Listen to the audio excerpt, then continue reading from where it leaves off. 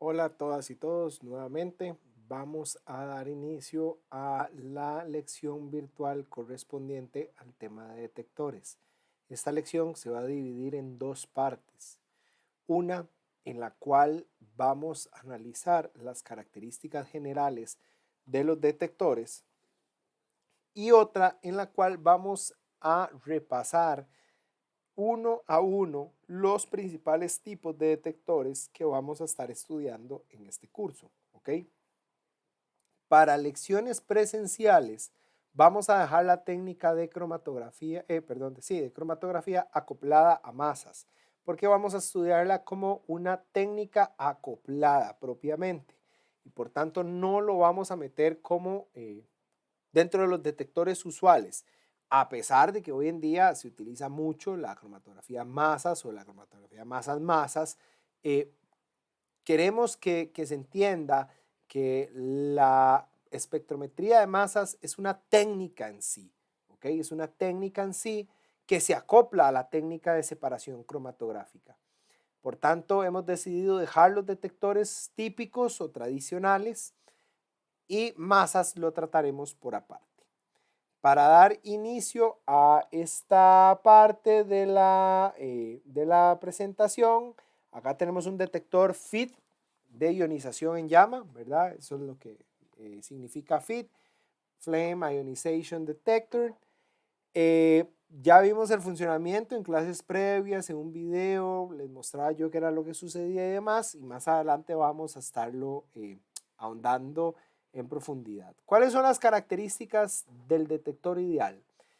Acá, para serles honesto, cuando usted se va a la literatura, independientemente de la técnica, eh, encontramos muchas similares. La sensibilidad, que tenga respuesta estable, que sea reproducible, que tenga respuesta lineal en varios órdenes de magnitud, que, ¿verdad?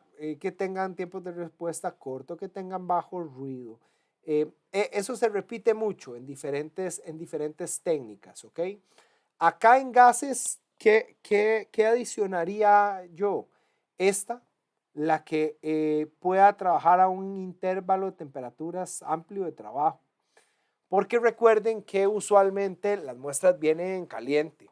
Alguien va a decir, profe, pero no es que hay llamas ahí en los detectores. Sí, en algunos, no en todos. Entonces, los detectores que no trabajan en llama deben de tener la capacidad para trabajar en intervalos de temperatura amplios, ¿ok? Y que no sea destructivo de la muestra, porque podrían hacerse acoples a otras técnicas de detección, ¿ok? Entonces son un par de características adicionales que podrían ser mencionadas, ¿ok? ¿Qué pasa con los detectores en bueno, pasan todos, pero para ser honesto, todos los detectores tienen ruidos. De las técnicas que hemos estudiado, espectrofotométricas y demás, usualmente tenemos ruido en todos. ¿Qué es el ruido?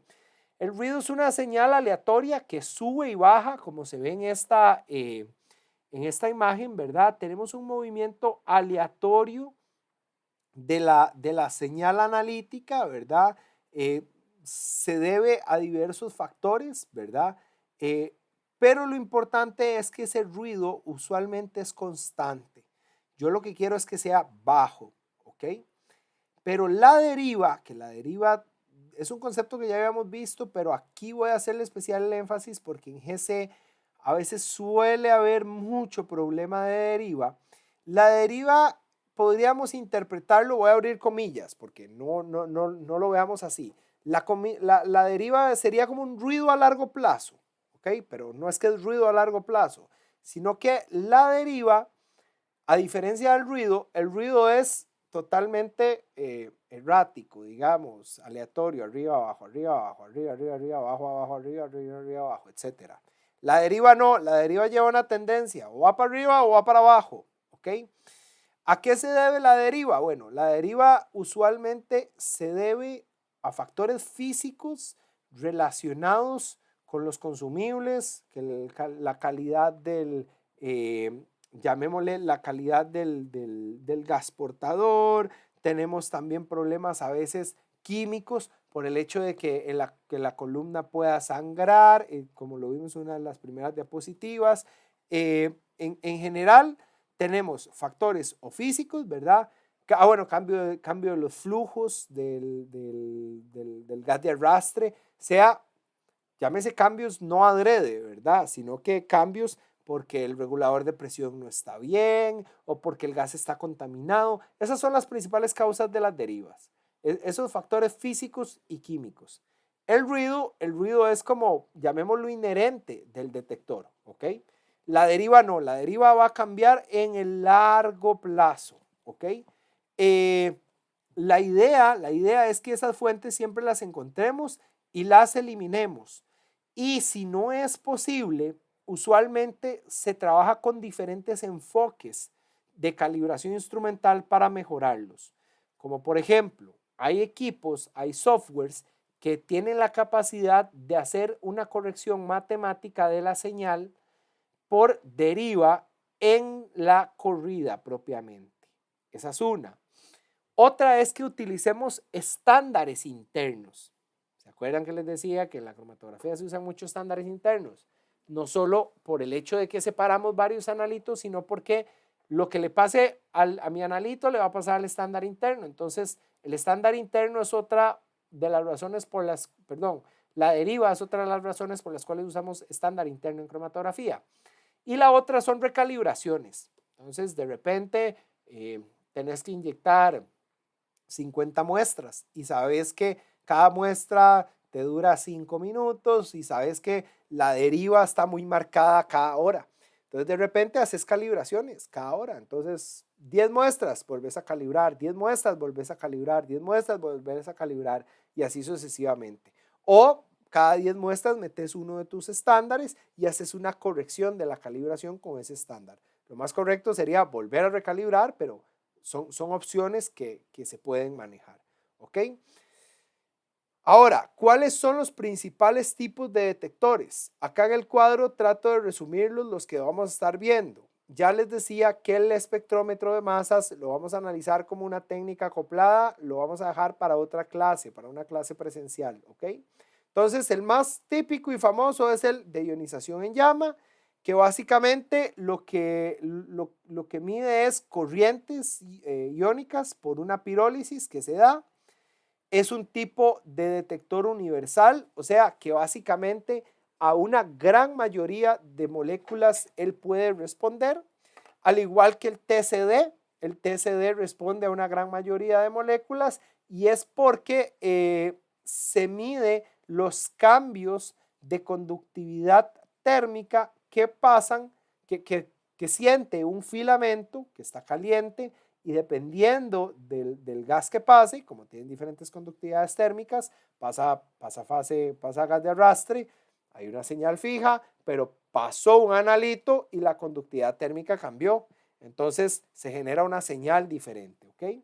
El de captura de electrones, que es un detector selectivo. Cuando hablamos de selectivo es que es usado específicamente para determinar ciertos compuestos, al igual que el detector NPD, ¿ok? A mí me gusta más llamarlo NPD, hay gente que lo llama termoiónico. El PIT, que es de fotoionización, es un detector también universal. El fotométrico en llama es selectivo, o sea, principalmente va a responder a ciertos compuestos y principalmente son los que vamos a estar analizando, ¿ok? ¿Qué otras clasificaciones hay más allá de su funcionamiento y naturaleza? Como lo vimos anteriormente, clasificábamos universal, selectivo, ¿verdad? Que es una de las clasificaciones que podemos hacer. ¿Responde a todo o responde a solo ciertas cosas? También pueden clasificarse por el tipo de respuesta. O sea, hay detectores que son sensibles a la concentración, ¿ok? Pero hay otros que son sensibles al flujo de masa, ¿ok? Al flujo de masa. Alguien puede decir, pero el flujo de masa es concentración. Sí y no. Luego lo detallamos con cuidado, ¿ok? Si es destructivo o si no es destructivo, o si responde a propiedades propias del flujo, ¿verdad? Como el TCD, o si responde específicamente a propiedades del analito, ¿ok?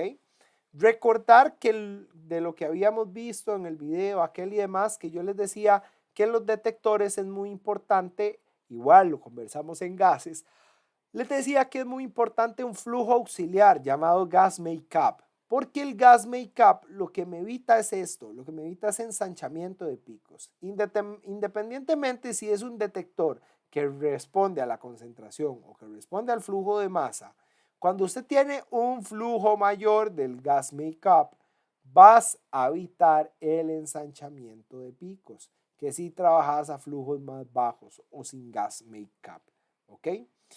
Algunas características generales de los detectores las vamos a estar mencionando mejor en cada tipo específico cuando los vayamos viendo, o sea, a qué tipo de muestras son que responden, algunas características típicas de límites de detección, entre otras, ¿ok?